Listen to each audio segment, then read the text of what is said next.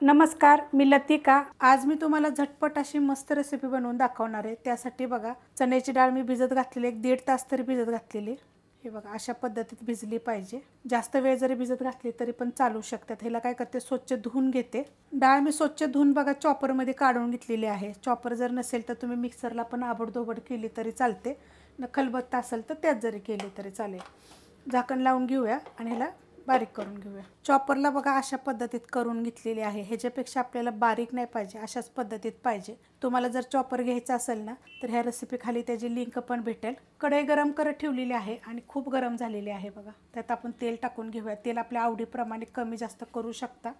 मी 1 पळी टाकलेला आहे।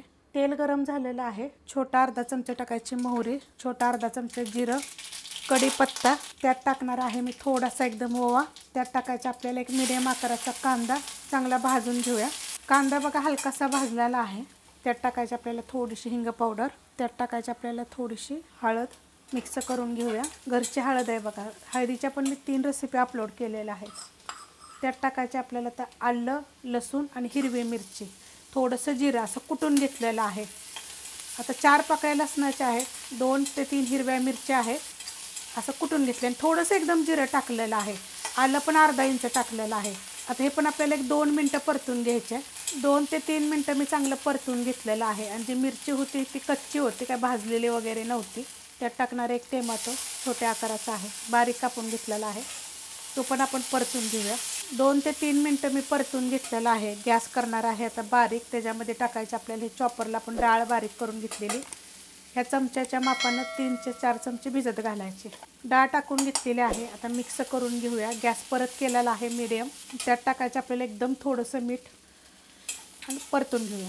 परतून घेतलेलं आहे बघा। डाळ टाकल्यानंतर त्याच्यामध्ये टाकायचं आपल्याला एकदम थोडंसं पाणी, मिक्स करून घेऊया। आणि गॅस एकदम बारीक करायचा आपल्याला आणि एक वाफ काढून घ्यायची चांगली।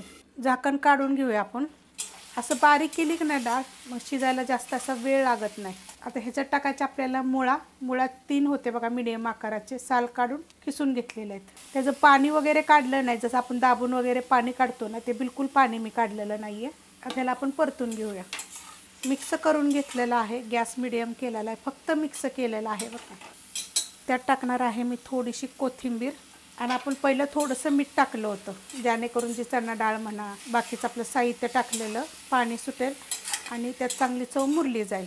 आता आपण राहिलेलं मीठ ह्याच्यात टाकायचं, म्हणजे चवीप्रमाणे घ्यायचं आणि त्यातलं थोडं पहिलं टाकायचं आणि थोडं नंतर टाकायचं। पहिलं जर एकदम टाकलं ना तर ती चणा डाळीमध्ये जास्त खरटपणा येईल, त्यासाठी टाकू नका।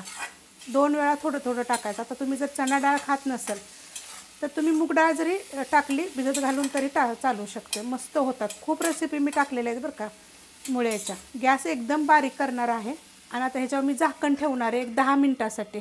बारीक गॅसवर बघा 10 ते 15 मिनटं मी झाकण ठेवलं होतं आणि हा मोठ्या बर्नेलचा गॅस आहे। कढई जर पातळ असेल तर एकदा जरूर हलवा, नाही तर खाली वगैरे लागल। बघा मस्त असं झालेले आहे आणि आपली डाळ जी टाकली होती ना आपण, ती पण छान शिजते, कारण की आपण तिला काय केलं होतं, चॉपरला बारीक करून घेतलं होतं। आता ह्याच्यावर वरून टाकूया थोडीशी कोथिंबीर आणि झटपट अशी मुळ्याची सुक्की भाजी जरूर तुम्ही एकदा करून बघा। रेसिपी आवडली तर लाईक करा, सबस्क्राईब करा, कमेंट करा आणि शेअर बी करा।